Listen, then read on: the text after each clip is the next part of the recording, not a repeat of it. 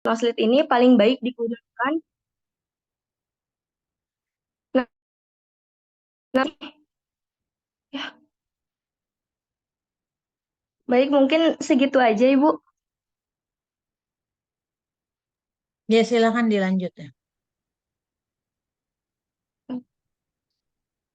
Ya, izin share screen Ibu. Ya.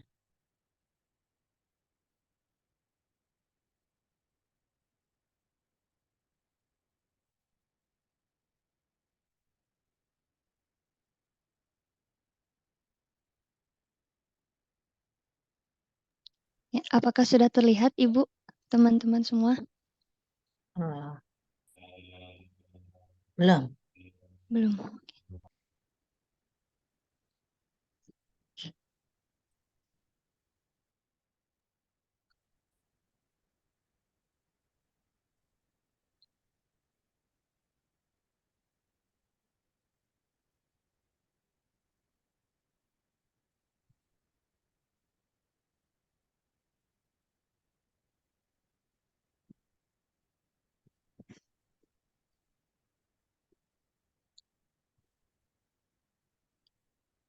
Ya, sudah terlihat Ibu?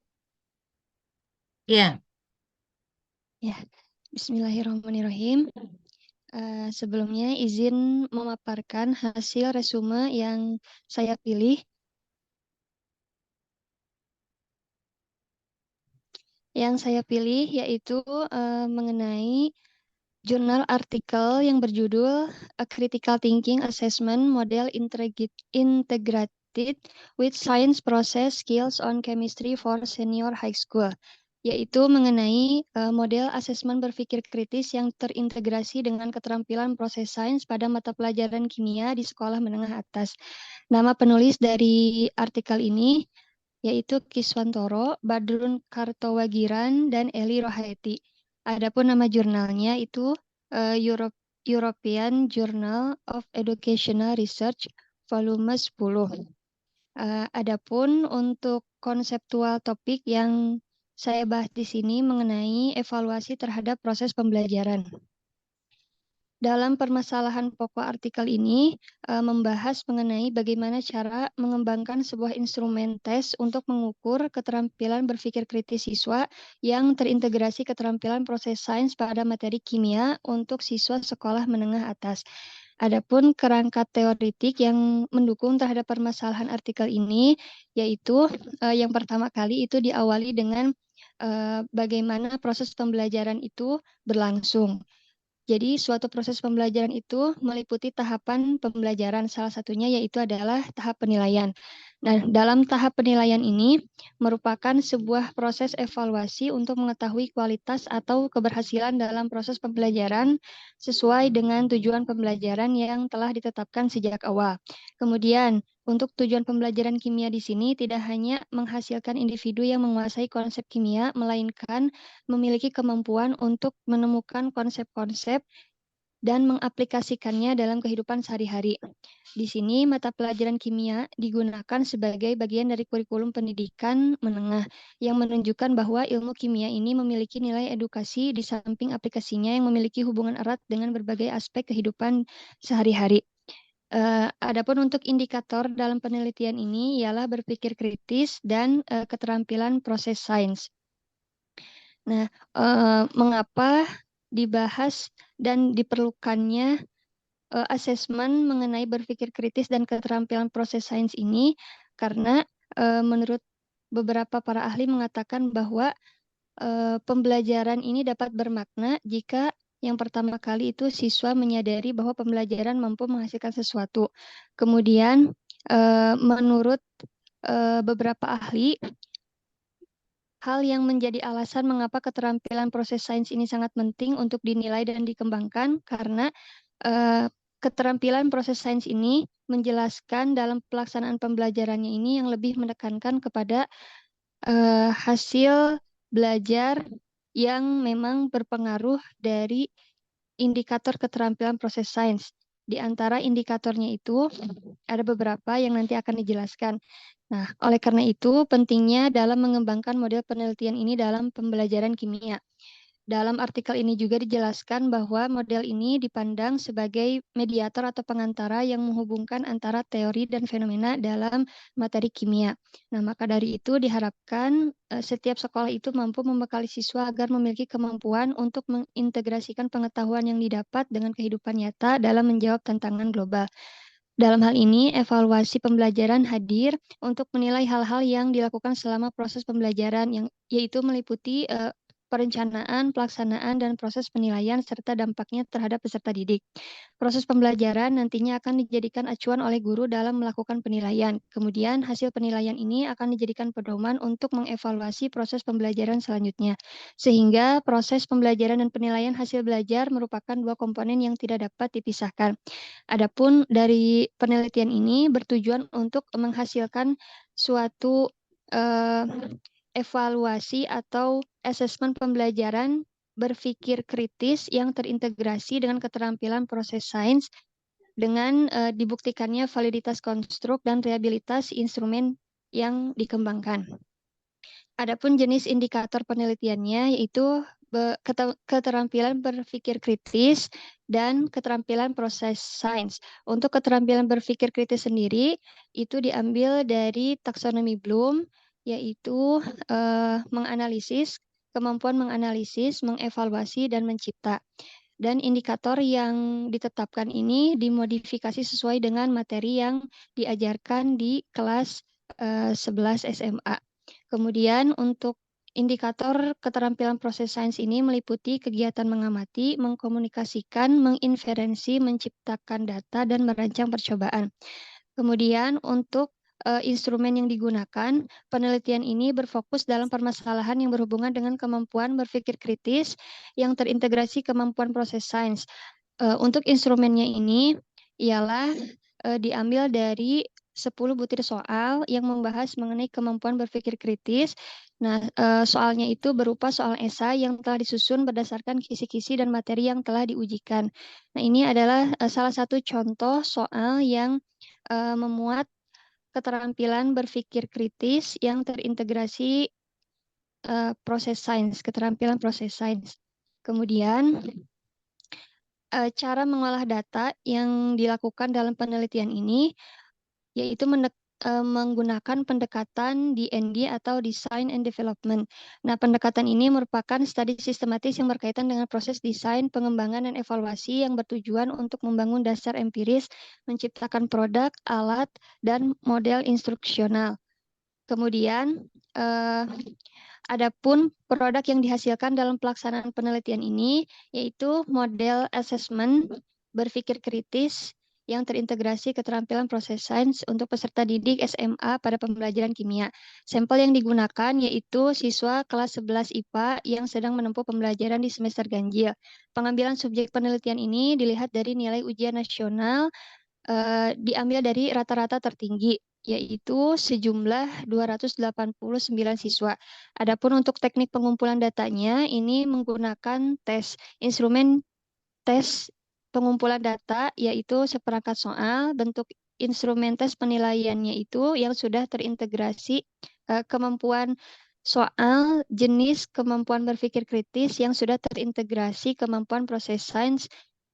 Kemudian untuk proses validitas, nah di sini melibatkan beberapa orang ahli, di antaranya 3 orang ahli pengukuran, 2 orang ahli pendidikan kimia, serta 2 orang ahli perlakuan.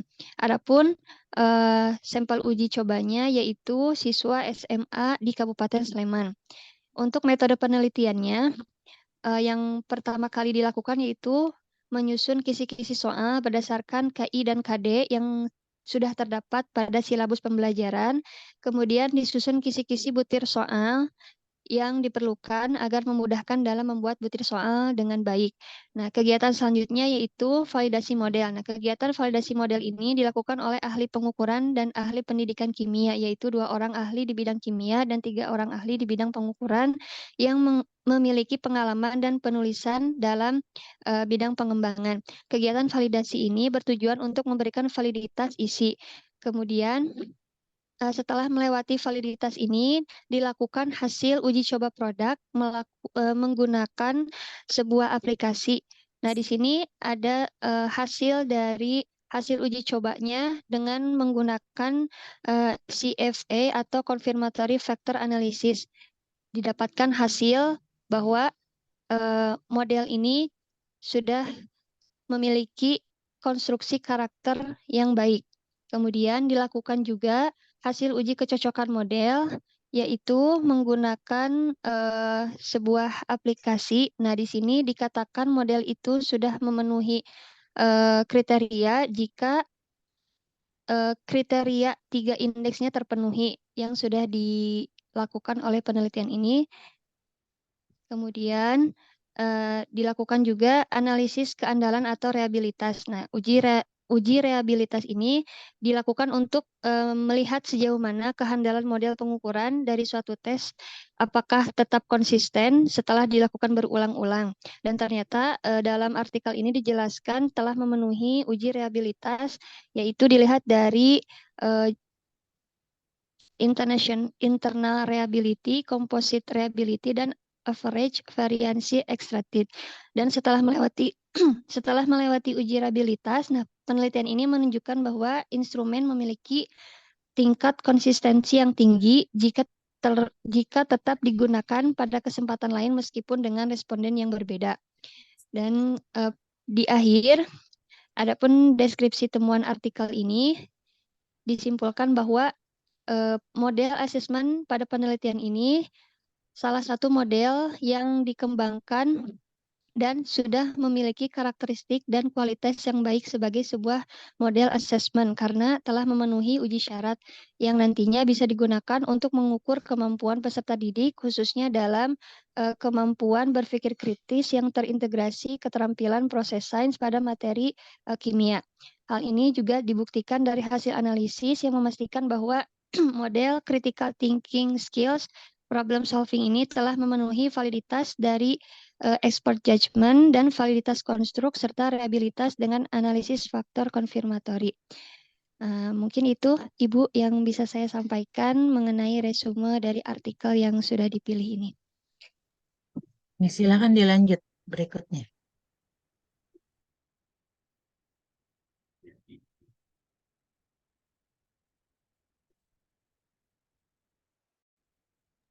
Di stop share dulu.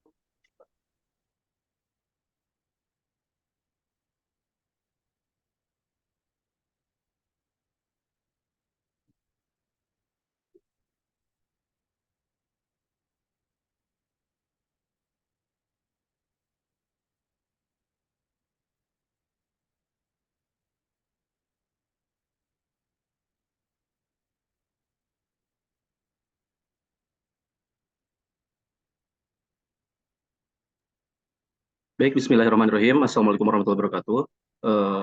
Langsung saja, mungkin Waalaikumsalam. Ya. karena artikel jurnal yang saya analisis adalah berjudul Rubric to Assess Critical Thinking and Information Processing in Undergraduate STEM Course. Ditulis oleh Gil Renders, Juliet, Lance, Susan, Courtney, Stanford, Rene, dan Cole. Nama jurnalnya adalah International Journal of STEM Education.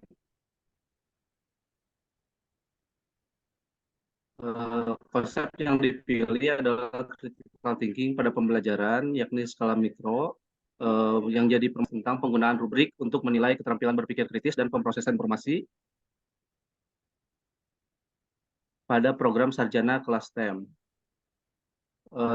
Kerangka teoretik yang mendukung permasalahan adalah teori konstruksisme, bahwa mahasiswa belajar dalam mengkonstruksikan pengetahuan yang dimiliki daripada mendapatkan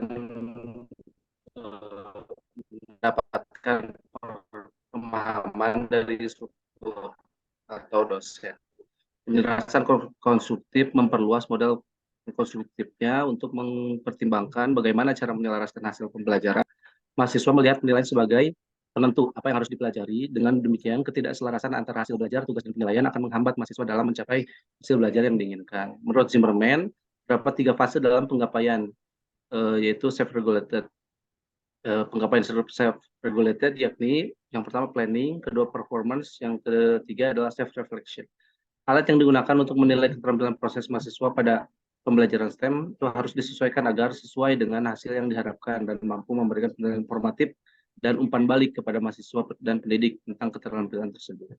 Nah, sebaiknya alat penilaian dapat digenerasikan secara luas untuk mengukur keterampilan proses dalam berbagai disiplin ilmu dalam pembelajaran STEM guna meningkatkan dampak rubrik terhadap pembelajaran siswa. Instrumen yang ada saat ini mampu menilai kemampuan proses tersebut, namun tidak terdapat karakteristik yang diinginkan untuk memberikan umpan balik.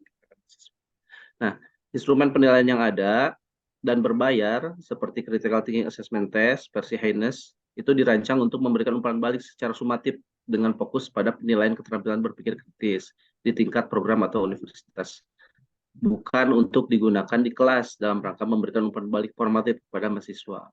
Beda halnya dengan rubrik, instrumen ini sangat efektif karena cepat dan mudah digunakan, memberikan umpan balik kepada mahasiswa dan pendidik, dan dapat mengevaluasi aspek individu dari suatu keterampilan untuk memberikan umpan balik yang lebih spesifik.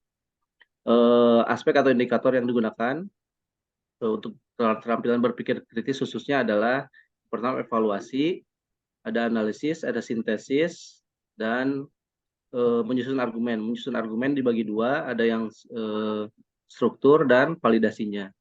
Untuk evaluasi saat penyelesaian tugas, mahasiswa harus mengalkulasi relevansi informasi yang pada akhirnya akan digunakan untuk mendukung klaim atau kesimpulan. Nah, untuk analisis, mahasiswa perlu melakukan analisis pada informasi yang sama untuk mengekstrak bukti yang berarti guna mendukung kesimpulannya nanti. Dalam hal ini, adanya penilaian terhadap kemampuan mahasiswa dalam mendiskusikan suatu informasi, mengeksplorasi berbagai kemungkinan dari maksud suatu informasi, mengekstraksi suatu pola yang berasal dari informasi yang diberikan, dan merangkum informasi tersebut. Nah, selanjutnya sintesis. Sintesis melibatkan identifikasi hubungan antara potongan informasi atau konsep yang berbeda. Identifikasi cara agar potongan informasi atau konsep berbeda tadi dapat digabungkan dan menjelaskan bagaimana informasi yang baru disintesis dapat digunakan untuk mencapai kesimpulan dan atau mendukung argumen. Yang terakhir adalah menyusun argumen, baik secara struktur, dilihat dari strukturnya atau validitasnya. Menyusun argumen haruslah benar secara struktur dan tervalidasi. Untuk kategori pembentuk argumen secara struktur, siswa atau dalam hal ini mahasiswa memperoleh nilai tinggi jika mereka secara eksplisit menyatakan klaim atau kesimpulannya, mencantumkan bukti-bukti yang digunakan untuk mendukung argumen tersebut, dan memberikan alasan untuk menghubungkan bukti tersebut dengan klaim atau kesimpulannya. Untuk kategori pembentukan argumen secara validitas, siswa atau mahasiswa memperoleh nilai tinggi jika pernyataannya akurat dan alasannya logis secara jelas mendukung pernyataan tersebut dengan bukti yang diberikan. Nah, bentuk instrumen yang digunakan untuk mengukur indikator aspek yang pilih tentunya adalah rubrik. Bisa dilihat ini rubriknya seperti ini. Jadi ada 5 kategori atau aspek. Ini evaluasi yang pertama menentukan salah satu relevansi dan keajigan dari informasi yang digunakan untuk mendukung kesimpulan. Tapi nilainya cuma 1 karena salah satu. Yang nilai 3 itu sebagian. Dan nilai yang kelima itu secara luas gitu seperti itu. Untuk analisis secara tidak akurat, menginterpretasikan informasi untuk menentukan maksud dan mengekstraksi bukti yang relevan, itu nilainya 1 karena tidak akurat. Yang nilainya 3 itu ada beberapa kesalahan, menginterpretasi informasi tapi ada beberapa kesalahan. Yang kelima, yang nilainya 5 diberikan interpretasi informasi secara tepat. Untuk sintesis, menghubungkan atau mengintegrasikan informasi tapi tidak akurat. Yang nilainya 3, menghubungkan atau mengintegrasikan informasi dengan beberapa kesalahan. Dan yang skornya 5 adalah menghubungkan atau mengintegrasikan informasi dengan tepat. Pembentukan argumen, struktur, membuat pernyataan dan menyediakan bukti, tapi tidak lengkap buktinya yang skornya 3, membuat pernyataan dan menyediakan bukti, tapi sebagian buktinya. Dan yang kelima, membuat pernyataan dan menyediakan bukti, tapi buktinya lengkap. Ya, ada bukti dan alasan, dan konsisten, sekedar ada, tapi ya sekedar ada, itu nilainya 1, skornya 3, sebagian pernyataan, bukti, dan alasan konsisten. Jadi adalah seluruh pernyataan, bukti, dan alasan itu konsisten terhadap ide dan praktik yang diterima. Cara mengolah dan menganalisis data yang dilakukan adalah hal yang digunakan untuk menyusun rubrik keterampilan berpikir kritis dan menjawab pernyataan penelitian adalah yang pertama adalah literatur yang ditinjau oleh rekan sejawat tentang bagaimana setiap keterampilan dipahami. Yang kedua, umpan balik dari pakar berbagai disiplin ilmu STEM, sains, teknologi, engineering, dan matematik melalui survei dan tatap muka diskusi kelompok mengenai kesesuaian rubrik untuk setiap disiplin ilmu STEM. Yang ketiga, wawancara terhadap mahasiswa yang pekerjaannya dinilai dengan rubrik dan asisten dosen. Di sini teaching assistant yang menilai pekerjaan mahasiswa tersebut. Dan yang terakhir adalah hasil penerapan rubrik pada sampel pekerjaan mahasiswa. Deskripsi temuan artikel tersebut adalah adanya respon survei yang menunjukkan bahwa rubrik tersebut mengukur aspek yang relevan dari setiap keterampilan berpikir kritis dalam disiplin ilmu yang diperiksa. Wawancara asisten dosen, teaching assistant, dan wawancara mahasiswa selama beberapa semester menunjukkan bahwa skor rubrik secara akurat mencerminkan bukti keterampilan proses, dalam hal ini keterampilan berpikir kritis, yang ingin dilihat oleh instruktur dan proses yang dilakukan mahasiswa ketika mereka menyelesaikan tugasnya. Rubrik tersebut menunjukkan skor yang tinggi yang menunjukkan bahwa perbaikan dalam pekerjaan siswa. Segitu saja Bu yang bisa saya sampaikan. Selanjutnya mohon masukan. Terima kasih. Wassalamualaikum warahmatullahi wabarakatuh. Waalaikumsalam warahmatullahi wabarakatuh. Ya, selanjutnya Iis ya. Sesuai urutan saja. Kan Iis sudah Ibu. Udah ya? Ya, di awal. Oh iya itu kan ada yang nggak ketulisnya. Oke, lanjut aja. Berarti cuma berapa orang? Nih saya tuh ininya apa catatan yang lamanya tuh. Berikutnya aja siapa? Saya Bu Nenden. Oke, silahkan. Ya.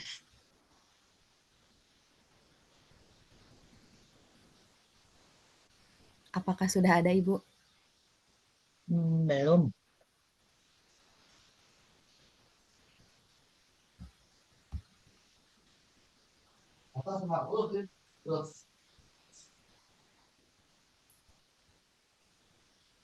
Ada Ibu? Ya sudah, silakan. Bismillahirrahmanirrahim. Di sini saya akan menjelaskan mengenai resume artikel yang saya temukan. Di sini yang pertama untuk judul jurnalnya yaitu Project Based Online Learning Experience of Pre-Service Teacher. Penulisnya A.Y. Taskiran dan nama jurnalnya yaitu Journal of Educational Technology and Online Learning. Kemudian di sini ada konseptual topiknya yaitu pendekatan pembelajaran berpusat pada siswa dan penerapannya dalam pembelajaran berbasis proyek dalam konteks pembelajaran online. Dalam kalimat tersebut dibahas tentang pendekatan pembelajaran yang menitikberatkan pada peran siswa dalam pembelajaran, terutama dalam lingkungan pembelajaran online, serta menjelaskan pengintegrasian metode pembelajaran berbasis proyek. Studi tersebut juga berfokus pada pandangan dan pengalaman mahasiswa calon guru terkait dengan penerapan pembelajaran berbasis proyek dalam kursus online dan manfaat yang mereka dapatkan dari pengalaman tersebut. Kemudian yang ketiga di sini ada beberapa permasalahan pokok pada artikel. Yang pertama, menciptakan lingkungan pembelajaran yang mendukung siswa dalam menjawab pertanyaan-pertanyaan dan aktif menghasilkan proyek-proyek, terutama yang berhubungan dengan literasi teknologi dan informasi. Yang kedua, permasalahan pokoknya yaitu merubah tujuan utama sistem pendidikan dari hanya mentransfer informasi kepada para pelajar menjadi mengajarkan keterampilan untuk mengakses informasi yang paling dapat dipercaya dengan cara yang lebih efisien. Kemudian yang ketiganya, mengubah peran siswa dari penerima pasif informasi menjadi pencipta aktif dalam proses pembelajaran. Dan permasalahan yang keempatnya yaitu menerapkan model pembelajaran berbasis proyek atau PJBL sebagai salah satu pendekatan yang berpusat pada siswa untuk menciptakan lingkungan kelas yang kreatif dan mendukung pengembangan keterampilan siswa. Dan yang keempatnya di sini ada tujuan penelitian pada artikel. Yang pertama, memahami dasar-dasar pendekatan pengajaran konstruktivitis, khususnya peran penting siswa dalam pembangunan pengetahuan mereka sendiri. Kemudian yang kedua, menjelaskan pandangan John Dewey tentang ketidaksesuaian metode pengajaran tradisional dengan prinsip-prinsip perkembangan siswa dan betapa pentingnya pembelajaran yang memiliki makna relevan. Yang ketiganya, memahami bagaimana pendekatan PJBL dapat menjadi metode yang sesuai dengan pandangan John Dewey. Karena PJBL bertujuan untuk membuat pembelajaran dan evaluasi lebih bermakna. Kemudian yang keempatnya yaitu mendiskusikan tantangan yang dihadapi oleh tes pencapaian terstandarisasi dalam mengukur pembelajaran yang diinginkan oleh PJBL. Kemudian yang kelima di sini ada metode penelitian yang digunakan. Yang pertama itu ada studi kasus deskriptif. Penelitian ini menggunakan pendekatan studi kasus deskriptif yang bertujuan untuk memberikan gambaran tentang pandangan dan pengalaman mahasiswa Departemen Pendidikan Teknologi Komputer terhadap penerapan pembelajaran berbasis proyek dalam kursus pendidikan jarak jauh secara daring. Kemudian yang kedua, pengumpulan datanya, yaitu berbagai alat pengumpulan data yang digunakan dalam penelitian ini, termasuk kuesioner berisi pertanyaan terbuka dan formulir evaluasi dari proyek oleh peserta. Yang ketiganya yaitu metode sampling.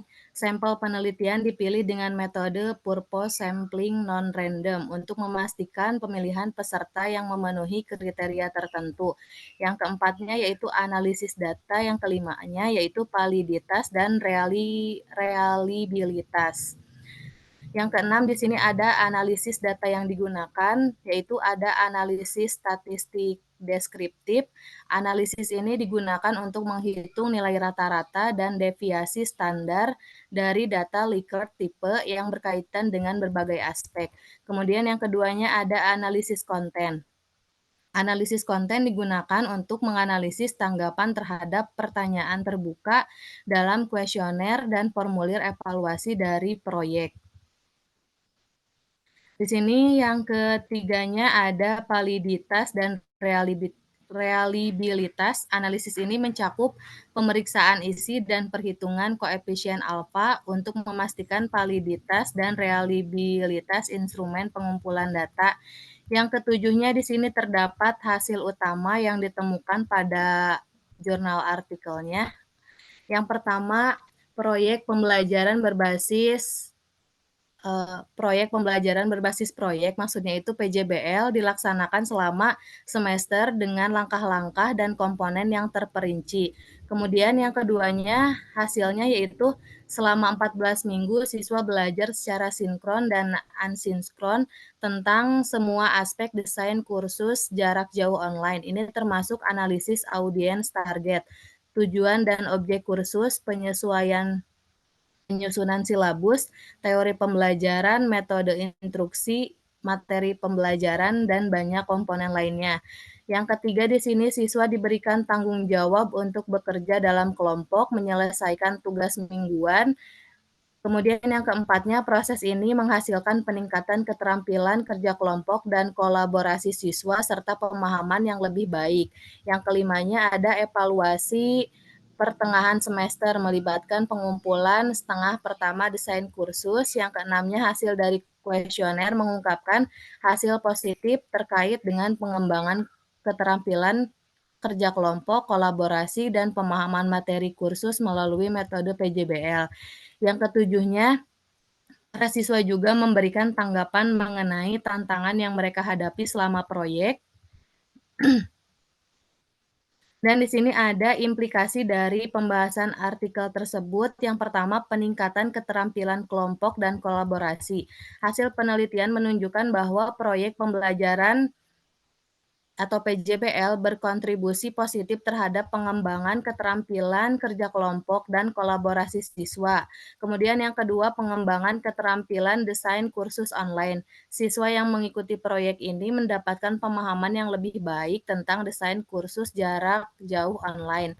Yang ketiganya, penggunaan format evaluasi berbasis proyek. Proyek ini melibatkan evaluasi pertengahan dan akhir yang melibatkan presentasi dan pengumpulan desain kursus. Yang keempatnya, peningkatan pengalaman pembelajaran siswa. Siswa dalam penelitian ini menyatakan bahwa mereka menikmati pengalaman pembelajaran mereka dan merasa bahwa mereka belajar dengan efektif melalui PJBL. Yang kelima, peningkatan metode pengajaran. Artikel ini menunjukkan bahwa guru atau instruktur memberikan panduan dan dukungan selama proyek PJBL. Yang keenamnya, perlu pengembangan keterampilan manajemen waktu. Beberapa siswa mengalami masalah manajemen waktu selama proyek. Ini mengindikasikan perlunya mendidik siswa tentang manajemen waktu dan memberikan saran atau panduan untuk mengatasi tantangan ini dalam kerja kelompok. Yang ketujuhnya, penguasaan format PJBL dalam pendidikan online. Kesimpulan yang dapat diambil atau project based learning ini dalam lingkungan pembelajaran online memiliki kontribusi positif terhadap pengembangan keterampilan kerja kelompok, keterampilan penelitian, manajemen waktu yang efektif, serta pencapaian tujuan pembelajaran melalui pengalaman langsung. Meskipun terdapat beberapa tantangan seperti masalah komunikasi dalam kelompok dan ketidakseimbangan tanggung jawab. Langkah-langkah seperti orientasi kerja kelompok, pembagian tanggung jawab yang seimbang, dan penggunaan checklist penyelesaian tugas kelompok dapat membantu mengatasi masalah ini. Dan selanjutnya di sini terdapat beberapa pertanyaan yang ada pada artikel. Yang pertama, penelitian ini bermaksud mencari jawaban untuk pertanyaan penelitian berikut.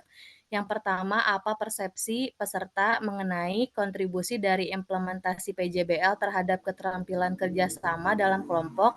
Yang kedua, kontribusi dari implementasi PJBL terhadap keterampilan manajemen penelitian, sumber daya, dan waktu. Yang ketiganya di sini kontribusi dari implementasi PJBL terhadap pencapaian tujuan pembelajaran, dan yang keempatnya lingkungan pembelajaran yang telah dirancang. Yang kedua pertanyaannya yaitu apa pendapat positif, negatif, dan saran peserta mengenai implementasi PJBL dalam kursus online. Dan pertanyaan yang ketiganya yaitu apa evaluasi diri peserta mengenai proses kursus online berbasis proyek yang mereka ikuti. Mungkin itu saja yang dapat saya sampaikan. Mohon maaf apabila banyak kekurangan. Terima kasih. Ya. Selanjutnya ini ya, siapa? Fitri Hayati. Iya, Bu. Ibu mohon maaf. Ya, Bu. Ya, kenapa? Ini off-cam, soalnya sinyalnya lagi kurang baik. Ya, Udah terlihat? ya silakan. Baik, bismillahirrahmanirrahim. Hari ini saya akan mempresentasikan hasil resume artikel yang berjudul The Development and Validation of Instrument of Prospective Science Teacher, Perception of Scientific Literacy, dengan artinya pengembangan dan validasi instrumen persepsi calon guru IPA terhadap literasi sains. Di sini nama penulisnya yaitu